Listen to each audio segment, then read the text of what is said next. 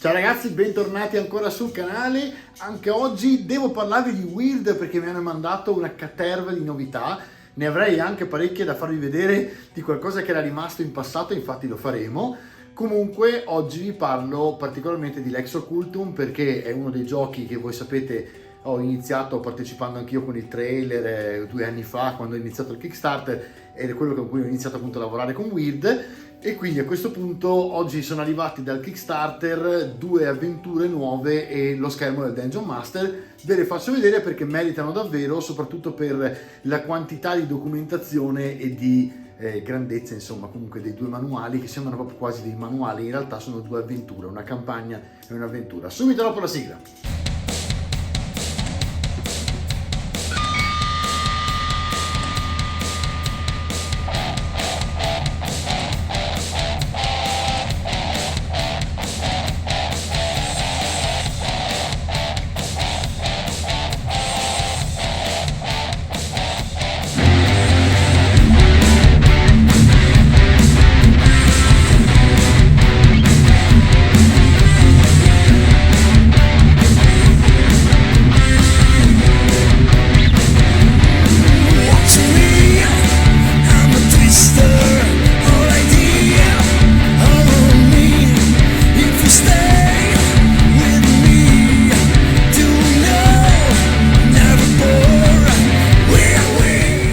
Allora ragazzi, parto dallo schermo perché è diciamo l'oggetto, diciamo fra le 3 cose che sono arrivate. Quello che ho fatto io è il Plage Gran Maestro, quindi quello più elevato diciamo, e quindi mancano ancora un paio di cose, delle novelle e i dadi, ma nel frattempo che arrivano quelli, insomma, quindi è diviso in 3 step la spedizione, man mano che appunto Weird riesce a stampare, con tutto quello che poi sapete dell'approvvigionamento della carta dovuta dal problema del Covid ormai da quasi 2 anni. Poi per esempio c'è addirittura il problema dei box, ci sono moltissime scatole che non hanno la possibilità di stampare il box perché gli stabilimenti che stampano i box non hanno il cartone per, e questo per esempio credo che sia successo anche con HeroQuest della Hasbro, perché sembra che abbiano già tradotto da quel dì tutto in italiano, le miniature sono sempre quelle fatte direttamente in America e semplicemente esportate in Europa. E quindi perché HeroQuest è stato per esempio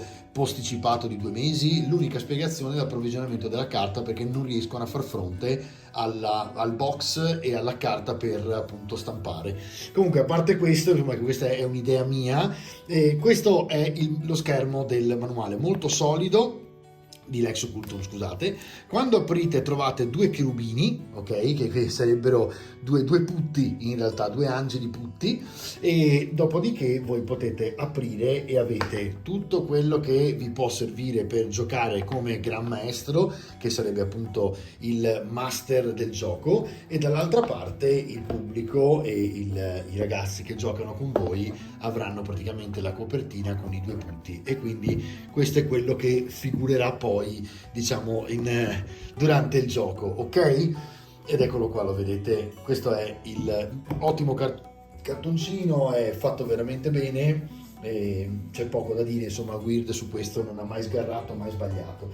Vi faccio vedere i 2 manuali delle 2 avventure perché sono veramente interessanti. Il primo è I grandi misteri di Jubelstal, ed è veramente interessante perché la moneta che vedete, vi leggo dietro che cos'è: i gran misteri di Jubelstal, no? Un anno fa il famoso occultista Jubelstal decise di vendere un oggetto molto speciale su cui era riuscito a mettere le mani una ventina di anni prima. Sapeva già allora che l'oggetto stesso era un bene pericoloso e forse una condanna a morte. Il venditore era un vecchio cabalista con un urgente bisogno di soldi e dovette fuggire da Pfalz.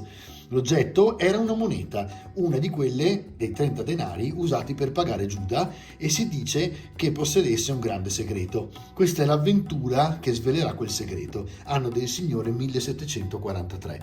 E qui praticamente parla appunto del crepuscolo degli dei e il Lex Occultum, no? Quindi è un'avventura improntata sull'idea che siano ancora in giro le monete dei 30 denari famosi che Giuda ha preso quando ha tradito Gesù come compenso, quindi del tradimento, e questa moneta ritrovata ha un segreto, e quindi ovviamente poi voi avete come master dei preparativi. Chiaramente questi manuali non li devono prendere i giocatori che partecipano, ma li deve prendere il Gran Maestro, e il Gran Maestro ovviamente ha anche una zona per prendere le note e può fare questa avventura. C'è anche tutta una storia con la Gilda, con un glossario, e non vi spoilerò tanto di più perché altrimenti ovviamente vedete incontri ed eventi e quant'altro. È un manuale, in questo caso dell'avventura singola, di 69-70 pagine, ok? E questo è il primo.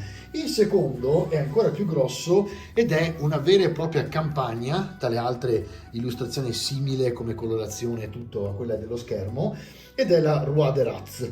Roi de Rats è molto interessante perché praticamente il Roi de Rats è questo, voi lo vedete in disegno ovviamente, ma è questa formazione per cui i topi si legano le code, sostanzialmente rimangono tutti completamente legati e ovviamente si dimenano fra di loro diventando una massa informe, immaginate durante la peste quando appunto c'erano tantissimi.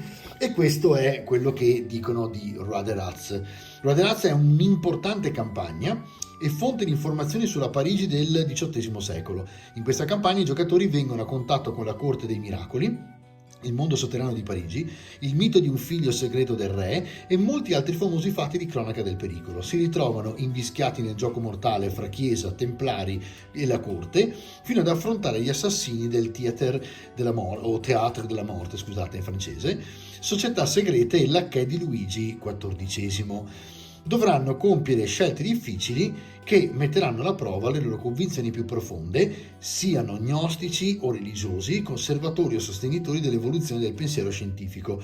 Ma in definitiva gli eroi scopriranno che tutti, in un modo o nell'altro, facciamo parte di una Roi de Rats e siano inestricabilmente legati per la coda gli uni agli altri, come lo sono appunto questi topi incastrati. Infatti lo spiega sotto ed è bellissimo che lo spieghi perché è interessantissimo. Roi de Rats è un fenomeno zoologico chiamato anche Ratterkönig in tedesco, o König, in cui un certo numero di ratti, le cui code si sono intrecciate, sono legati insieme per formare un'unica entità. La campagna è complessa e impegnativa sia per i giocatori che per il Gran Maestro, quindi qui bisogna avere dimistichezza con il gioco. Quindi se poi avete fatto il Kickstarter è una cosa, se invece dovete comprarle, quello che posso suggerirvi io è o prendere tutte e due e fare prima questa, o comprare prima questa, giocarla e in seguito comprare Roi de Rats, perché ovviamente è più complessa e ha bisogno di più dimestichezza con il gioco. Ovviamente qui avete i preparativi, è molto più lunga, ci sono molti più intrecci, molti più personaggi, è veramente complessa, e in fondo avete anche tutta una sorta di glossario utilissimo per il Gran Maestro da prendere al volo, ed è veramente fatta benissimo a livello di disegni e tutto, e l'ex occultum è veramente speciale anche per questo motivo. Vi ricordo che è della stessa casa editrice che ha fatto Trudvang, quindi ovviamente ha tutta una serie di meccaniche di gioco simili a quelle di Trudvang, e per esempio anche come si crea un personaggio, cosa che vi farò vedere su una puntata a seguire. Non è semplicissimo all'inizio, ma lo diventa quando qualcuno ve lo spiega, come ho fatto su Trudvang, che se andate a cercare nel My Vlog, nella lista del My Vlog mia, playlist quindi, ovviamente lo trovate all'interno, lì capite che in realtà è semplice, solo che lì per lì è talmente dettagliato come gioco. Io lo definisco infatti uno di quei giochi da professionisti, no? Cioè, il gioco pro non è un Dungeons and Dragons, per capirci, è un gioco molto evoluto, molto preciso. Tra le altre qui ci sono veramente una serie intricata di informazioni sull'occultismo, che è tutto ciò che è esoterico, cioè nascosto, e quindi molto complesso da gestire, perché ovviamente poi va a intrecciarsi fra sette segrete, templari, massoni, eccetera, chi più ne ha più ne metta, no? Quindi è molto profondo. Sono due appunto manuali che vi arrivano con il Kickstarter che avete fatto e che quindi Weird sta spedendo insieme ovviamente al schermo del master e quindi del Gran Maestro, e mi fa piacere insomma farvelo vedere perché insomma è uno dei giochi che mi ha di più legato a Weird Edizioni. È veramente complesso, tra le altre tratta degli argomenti appunto come vi dicevo che a me hanno anche interessato nella vita privata, quindi sono uno che studia moltissimo questo tipo di situazioni, e quindi devo dire la verità è interessantissimo perché mescola molto verità con finzione rendendo la cosa molto più succosa. Ragazzi, un recap velocissimo e ci salutiamo. Indubbiamente l'Ex Occultum è uno dei giochi più affascinanti che ci sia in commercio in questo momento in Italia, perché tratta tutta un'argomentazione che è veramente intricata e occulta, ovviamente esoterica, quindi nascosta, di cui ovviamente ci sono anche nozioni reali, quindi ci sono per esempio sul manuali le citazioni bibliche che sono prese dalle Bibbie vere. Tra le altre ho fatto la consulente quella volta con Weird per quanto riguarda il tipo di Bibbia da scegliere perché ci sono delle Bibbie in italiano corrente piuttosto che in italiano antico, e quindi cambia completamente la traduzione, anche se il significato dovrebbe restare quello, ma anche lì si potrebbe discutere. E da qui in poi ci sono tutto il resto delle informazioni, cioè tutto quello che non ha a che fare con la Bibbia ma ha a che fare con tutti gli altri miti nascosti, religiosi o no, che ci sono anche a livello scientifico, e ovviamente perché anche gli astronomi fra di loro magari hanno dei loro miti, cioè c'è il ricercatore scientifico all'interno del gioco che è quello ovviamente più scettico, che tenta di smentire tutto e poi si ritrova davanti a delle realtà empiriche evidenti come un mostro per esempio, e deve avere a che fare in questo caso con la sua sanità mentale, perché fino a un momento prima non credeva perché non aveva mai visto, mentre ovviamente il fedele arriva prima a determinate informazioni perché crede e quindi vede. Insomma è molto interessante, ma è bello ovviamente questo, trasformarlo in gioco e divertirsi una sera insieme con questi misteri, perché crea proprio questa ambientazione occulta che vi fa passare una serata interessantissima.